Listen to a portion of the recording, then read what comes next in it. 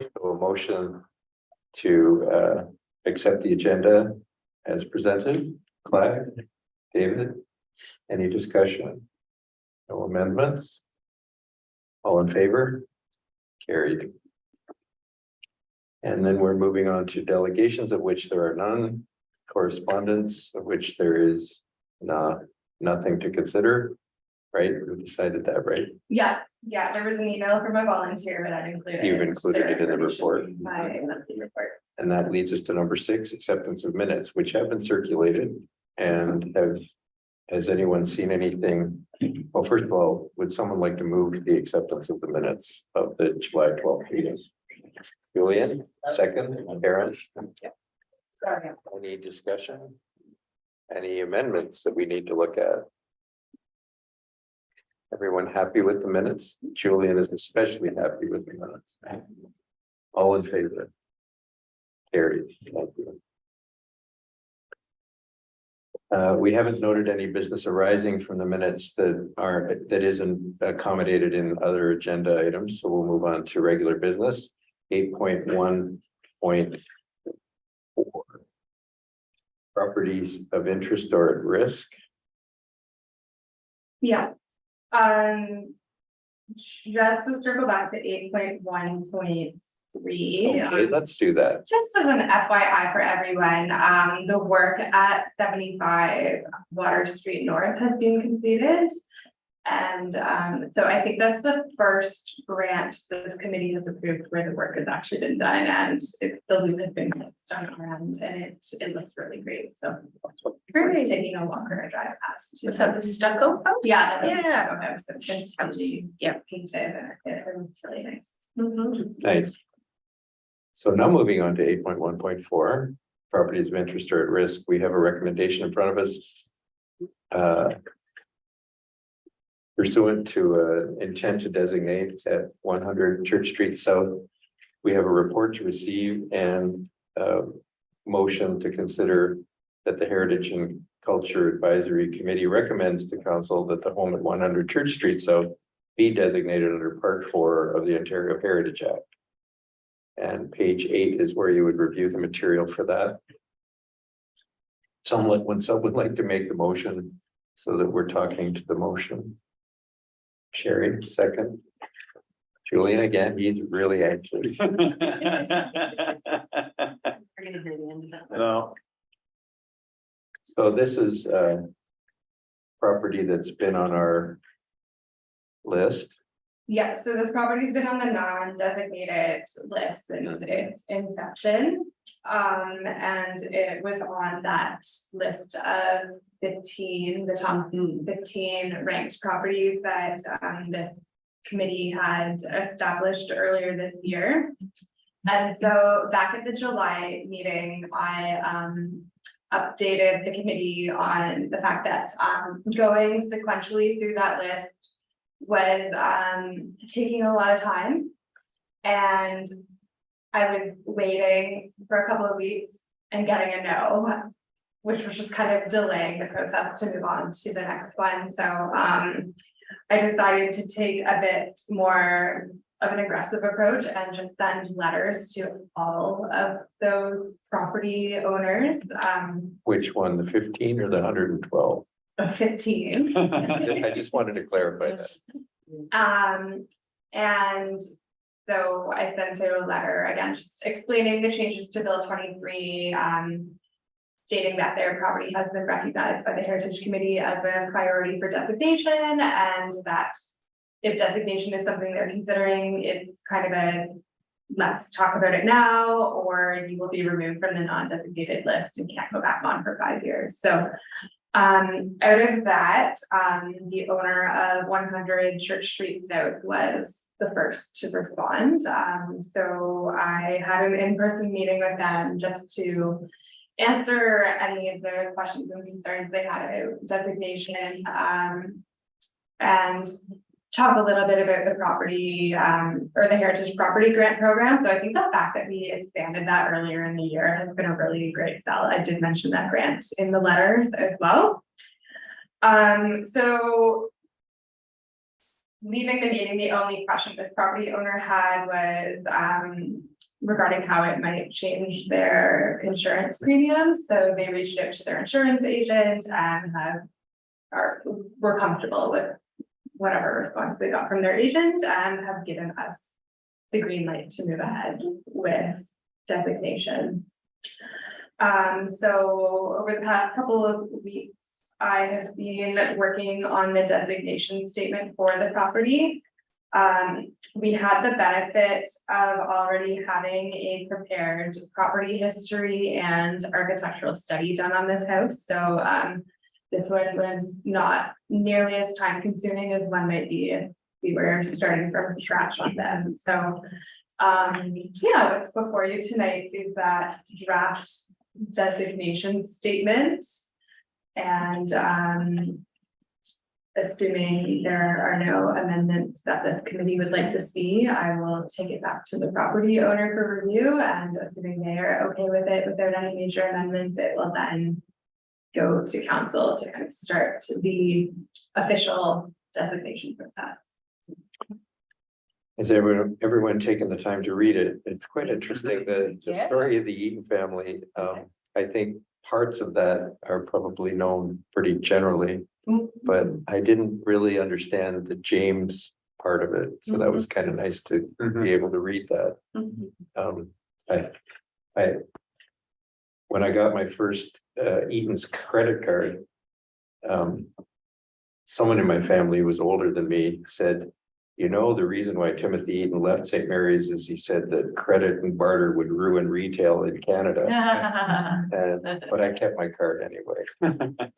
That was the first one I ever got too. It's credit card. So are there any questions or anything you read in there that you would want to change or brush up before we vote on the motion?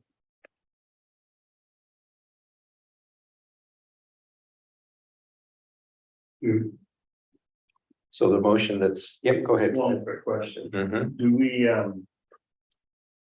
is it going from the council, they approve it, and then you then write the plaque? You agree on those words?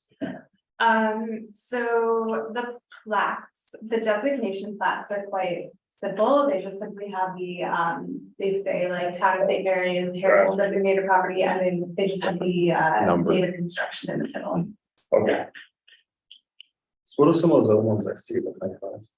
The green one, well, so there are the bronze plaques downtown that were a very early heritage committee Oh. project. Like there's one on the Eaton retail Yeah. building downtown, yeah. Yeah, so it wouldn't be a plaque like that, it would be the round. Just stating that it's a designated property with the date of construction.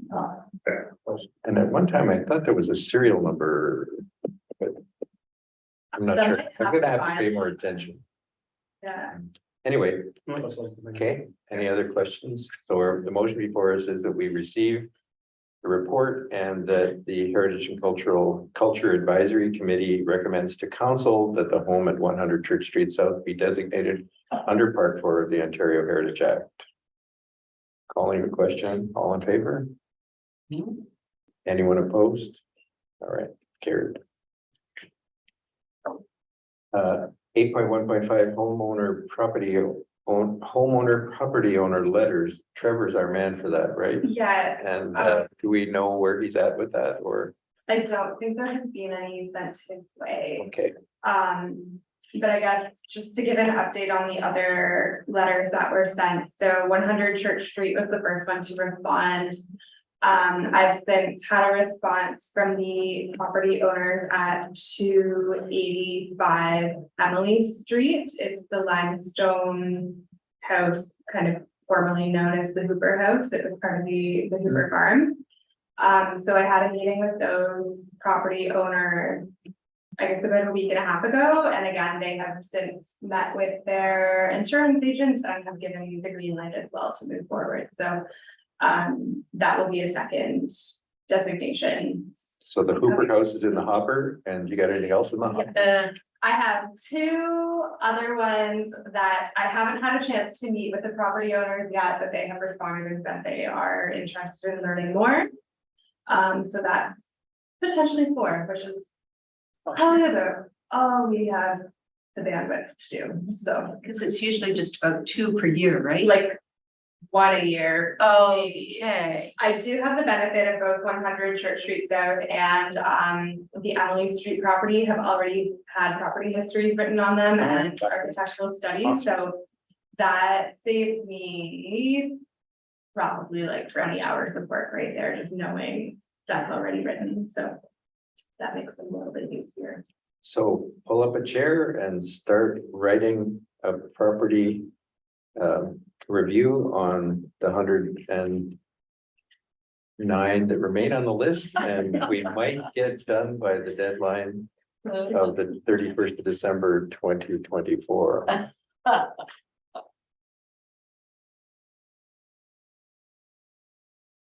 Did we, actually, I missed the last meeting, but I think it wasn't in the minutes. We had a letter going out to the couple that bought the house on whatever. Witter That's the and J. Holmes. Church. Oh, okay. No, but that's a good Well, we'll one. put that on the list. I don't know the names of them, it's. I do. It was McMaster. Is it still? What's the? No, that Who's was, there now? Is that where? no, family was. Leah. Oh, Yeah, Leah She's actually a former museum employee. Leah Marshall. so oh, there you go. The day after they moved in, I ran into her and she said the previous owners had left the property history sitting on the counter and that she really enjoyed reading it. Nice. So that's on the letter list then? Yes, I All right. will reach out. Trevor, to if you're Trevor about watching us, it's coming your way. Nice. All right, any other property owner letter suggestions? I was wondering about that 75 to people, this Huckle House, does it warrant a follow-up letter? Do we do that as a matter of course, or I think did we do that already? they probably would have received a welcome to your heritage home letter Okay, when they first purchased. I do think it's worth sending a letter Yeah. to the owner, congratulating her on the work she's done there, Exactly. so.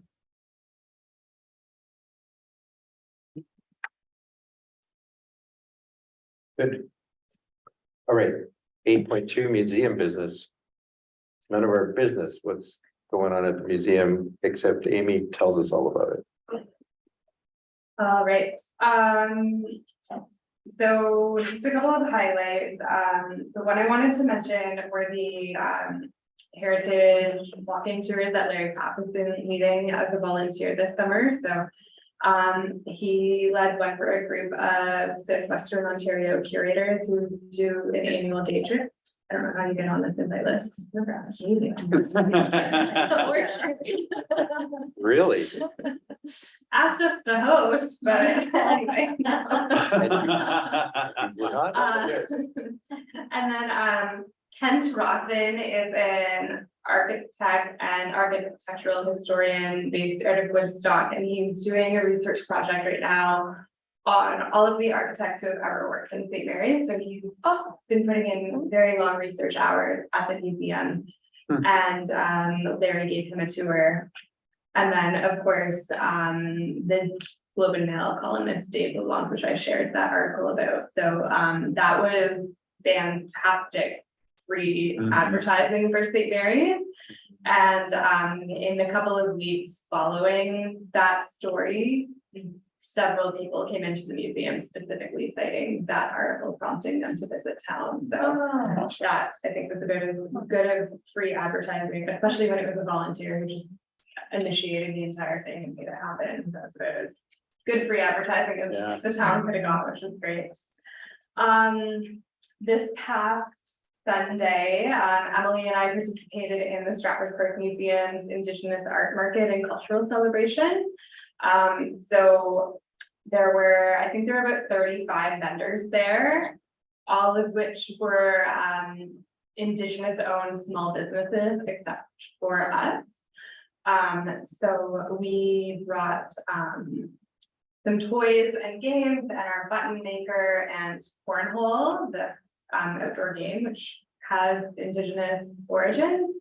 And yeah, we had about 125 people through our booth, and most of whom were not familiar with St. Mary's or the St. Mary's Museum. So again, just a really good publicity opportunity and an opportunity to start to build relationships with some of the Indigenous organizations in the area. So we were honored to have been invited to that. Our summer student contracts wrapped up on September 1st, and both have returned to university, and all final grant paperwork has been submitted for those. And then our Young Canada Work intern, she has been hired.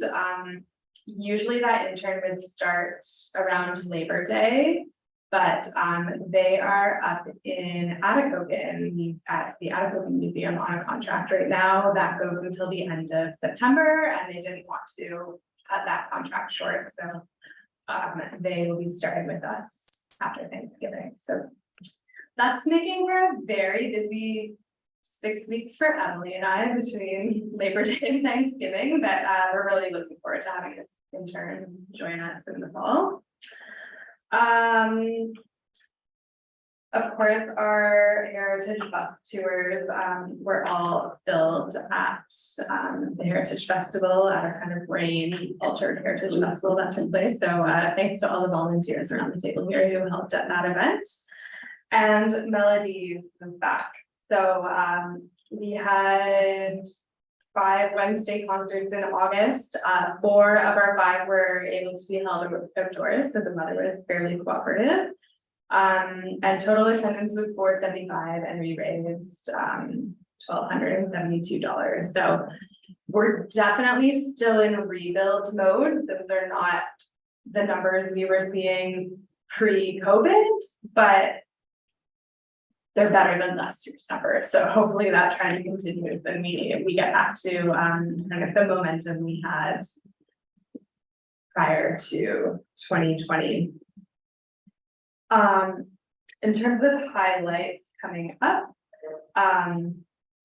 the upcoming Friendship Force tour was actually this morning. So Emily had a lovely group from Alabama that was in town for the day. So they did a heritage walking tour with Emily, and then they went for lunch at Tutco, and then they were doing I think seniors fitness class or some sort of program at the Friendship Center, and then they were headed to the golf course for lunch, or sorry, for dinner, and then they're heading to Ottawa tomorrow. So I think this is our 3rd Friendship Force tour we've done this year, and they're always, it's like an adult exchange program. Okay. So there's a local group that hosts that. There's a number of local members in this club. So there's quite a few local hosts, and whenever they're hosting a group, they seem to make St. Mary's a stop on their itinerary. So we're happy to work with them. Where in Alabama? I'm curious. I don't know. I really might know. Yeah. So we've had Alabama. We had India back in July. I can't remember where the last group was, but yeah, they're always just like very adventurous, fun people who sign up for these tours. So we're always happy to host them. And then, of course, Doors Open is coming up on September 23rd. So we are just kind of in the final stretch of last minute details and making sure we have volunteers in place for that. And then school field trip and the seminar series resume in October. So we had our fall seminar series lined up, so there were going to be September, October, and November seminars. I was like about to hit send on the media release to our communications department, and 2 of the fall presenters had to cancel within like an hour of each other, which is fine. They had very valid reasons for needing to reschedule that, so we had to do a little shuffling there, and decided to eliminate the September seminar. It's just going to be too tight to try to put together a presentation. And then school field trips. So we've had a handful of teachers that the Tuesday PD day seemed to be field trip booking day that field or the PD day before the school year started. So we were getting a lot of teacher emails that day. Yeah, any questions? What's all the seminar series? I'll get this time around. So in October, Emily and Mary are working on a presentation about spooky things. Nice. So like, yeah, we might be calling you over that one. So, a little bit of ghost story, but also looking at like Victorian mourning practices and, the Cemetery Act and how burial practices have changed and things like that. And then in November, we're planning a seminar on, the local Amish community. And so, the Slater family is looking at that one too. Cemetery walking tour. Yes, there is a cemetery walking tour, sorry, I missed that on my upcoming programs. I can't remember the date. Emily has been working with Alana, the town is kind of planning like to coordinate all of the Halloween themed activities for that time of the month at the end of October and yeah, I can't remember the exact date. So the researcher that's occupying your space, who Larry befriended, it made me think, is it possible to use that kind of a resource, not necessarily that specific person, but a university-based resource or a research-based resource to leverage some of the people on the 112 list? Like it just occurs to me, if researching is their business and he's got graduate students or research assistants or whatever, would there be a way to leverage that effort into getting some of the research done that could support getting more of the listed properties dealt with by the end of the deadline? That's possible. I mean, it can't hurt to ask. Mhm. And we have hosted, like the Western Masters in Library Science program, like we have hosted students from that before who have worked on a collection as part of their final project. So yeah, that's something we could definitely look into to see if there are students out there kind of conducting similar research anyway that we could tap into. I mean, it could be a marathon. Come for the day, stay the night. I guess I feared that it's a recurring theme, but you know, we've done our due diligence on the 15, but at some point we may have to, in fact, take the rest of the people on that list and remind them of what's befalling them at the end of December. And I know we wanted to be tactical about what we did in order to deal with our capacity, but if we can figure out a way to build our capacity, then it might be an easier thing to send out. And Right. I guess if I were on the list of 112 and I found out in November that this was befalling my house and there was not going to be an opportunity for designation, I might be a little bitter. So, but I also acknowledge the fact that giving you 20 hours of work, 7 days a week, 2 shifts a day, I don't think the math works out. That I wouldn't want to champion something like that. So, Stephen, were you thinking that if you got some preliminary research done on some Right, of the houses, like maybe just a little sketch, not a 20-hour sketch, but just a few paragraphs that say about how amazing it is, so that people will think, oh yeah, I better have this. I'm not prescribing that part of it because that wouldn't get us to designation, but No, I'm just suggesting if there's a way we can increase our capacity, then perhaps we can be a little more open about revealing this condition to the other people on the list, that's all. Which isn't exactly on topic with accepting your report, but since you reported on that researcher, I couldn't help but think about that. So are you moving your report or how do you want to handle it? Yeah, How do we get it in the minutes to meet your I think it's, requirements? yeah, that it just be received as information. So you're moving it? Or you want someone I to can move do it? it. You would prefer, oh, you can't. You just can't. It's not that you won't, but you can't. Would someone care to move the receipt of the report from the museum? Thank you, Andrea. Second. David, any further discussion? You do great work. And your team does great work. And I enjoy hearing about it every time we meet. All in favor? Carried.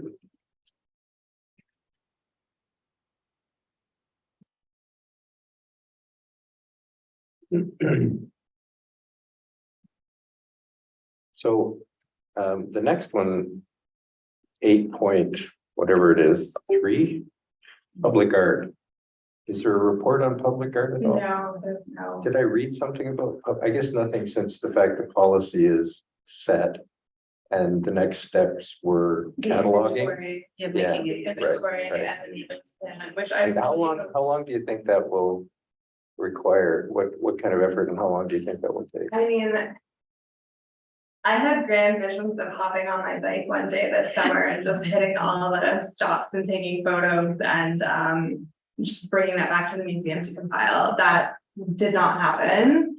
And now You've Yeah. lost some of your, I've kind of lost some of my capacity to leave the building as often as I like.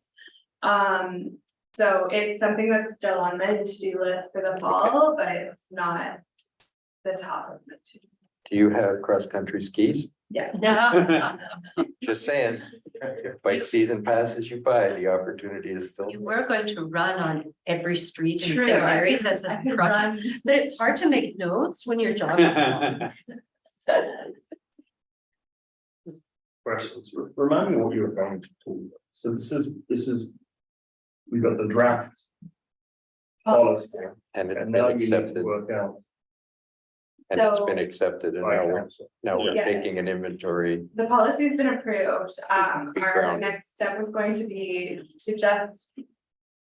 Get an inventory of what public art is out there in the community. And what condition is it in? And do some background research on. When was it installed and why? Is the town financially responsible for maintaining it for perpetuity, or what sort of contracts were signed, and just at least have that as a starting point for a maintenance plan, and then hopefully like a budget line to support these. Okay, so you're doing a catalog of assets. Yeah. Okay, but we've been talking a lot about external art, but I assume you already have an internal. Asset collection of art. No, For insurance, right? public art, no, But what's, right, okay. So, and maybe I need to go back and read the policy. Yeah. So art, that's. So the garden contained- gnome- Not public. no, that would not meet the definition of public art, but that. How are you- The garden Covered gnome that you left on the museums. town hall lawn. Mike. Like, Isn't it a badger or a beaver or? Yeah. But all the public buildings in St. Mary's may have some art displayed. The library, Yes. council, the town hall, and wouldn't that be public art? no, so the No. policy specifically excludes art that's located within inside buildings, so right. it's more like outdoor Right. sculptures. Like the art monuments, so like the Yeah. Arthurian statue would fall within. the Yeah, policy. okay. This is my second follow-up question, because I was thinking about this other day in context, and I realized we've been recorded, so. Choose my words carefully. Jocelynburg has a specific policy on graffiti. Do we have a policy on graffiti in St. Mary's? No, graffiti was not included in the policy. But do we have a definition of what graffiti is in St. Mary's? No, not as far as I know, and I know there is some less than 100 meters from here that many in the community would consider public art. But the policy was written to not include graffiti. Yeah. That is a very interesting topic, and when there was some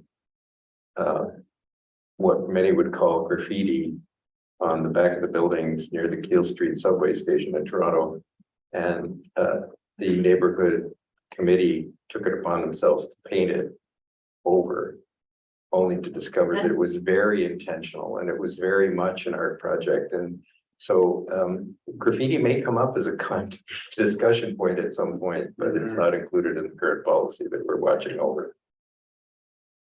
I'll stay close to Tilson, but I can keep you updated. And maybe we have to start with a ban on spray can paint. I don't know.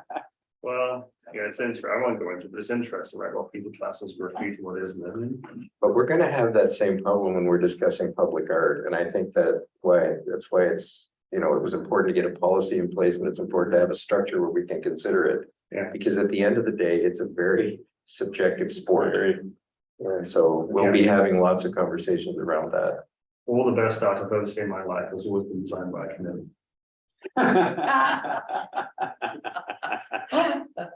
It's not a matter of us. It's not a matter of us designing the art. It's how do you go about finding the community standard when it comes to art. But joking aside, we do need to get like bathroom and statue and some other things.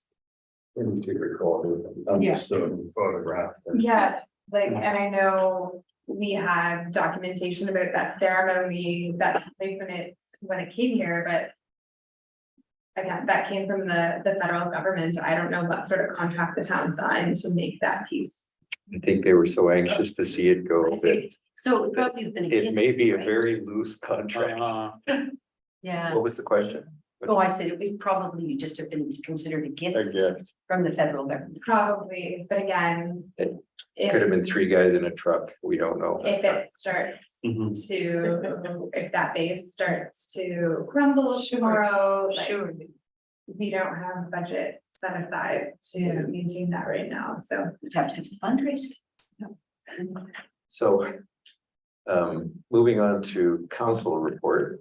Councillor Lucas, are you going to favor us with something? I have a very brief report this evening. Julian loves you.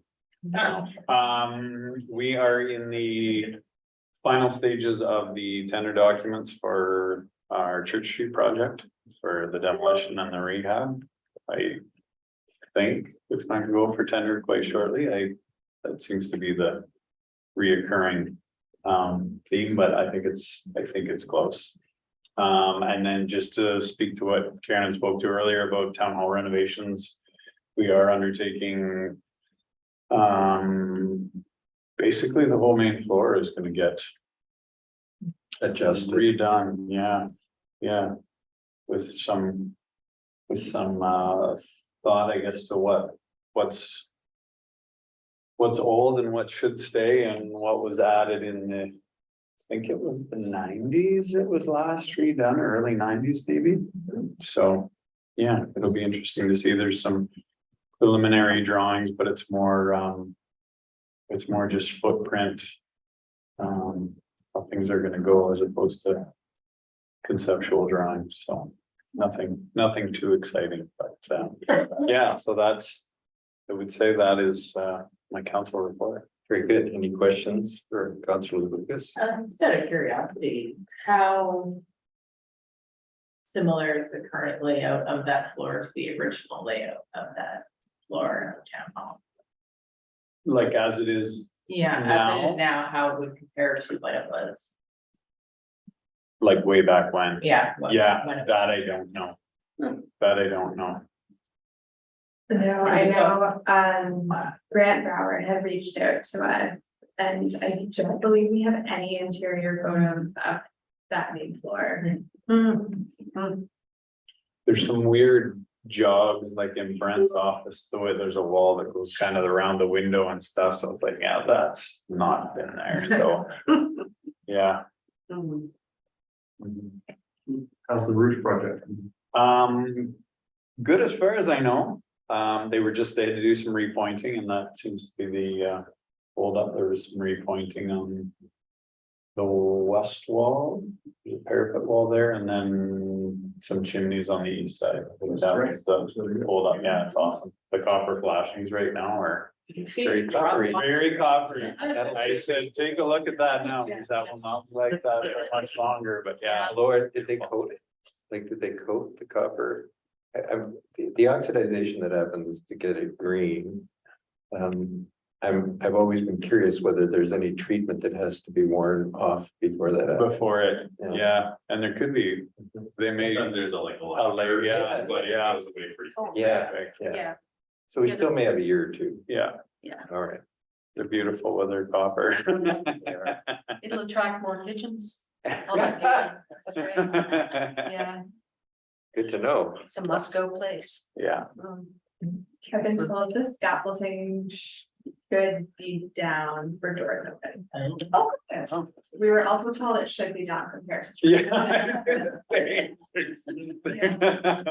There's been a few timelines with the scaffolding that have been missed, so. Oh, it's on. Sorry, go ahead. Are Yeah, there no, any no. other, like, first time locations on Doors Open, any new? Riverwalk Commons is, I think, the only very first time, and I guess 14 Church Street as well. And then we have properties like yours who haven't been on for a number of years, and Riverwalk, or not Riverwalk, sorry, Riverview Bed and Oh, right. Breakfast. I don't think they've been on for about 10 years. Yeah. John mentioned this. So thank you for pressing us on to other business, number 10, and Doors Open is in fact on Saturday, September 23rd. And does anyone else have any questions or reports to make on that? No, just that I still have a couple of volunteer shifts to fill, so if anyone suddenly finds themselves available, send me an email. I'll know like 48 hours. I might still need. If I can. I'm not refereeing rugby fans, but I was with the semi-finals as well.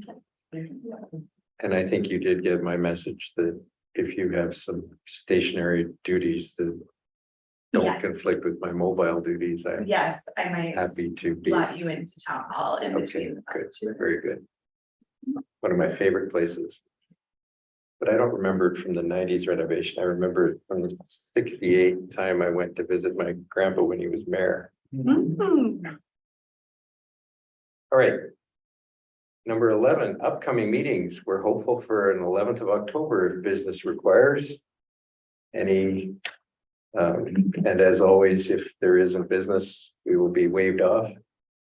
But what are we doing? We're doing really well for time. So would someone care to move adjournment at 22? Julian has to leave. Julian will move it. Okay, I will second it. All in favor?